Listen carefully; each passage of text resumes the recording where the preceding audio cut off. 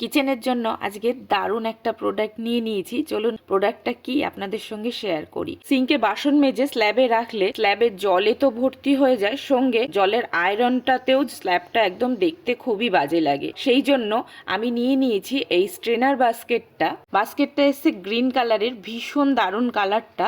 আর এটার সঙ্গে চলে এসছে একটা ট্রে। তো এই ট্রেটা বাস্কেটের নিচে দেওয়া থাকবে, যেটা সিঙ্কের সাথে অ্যাটাচ থাকবে। জলটা কিন্তু একদম ডাইরেক্ট আপনাদের সিঙ্কেই চলে যাবে।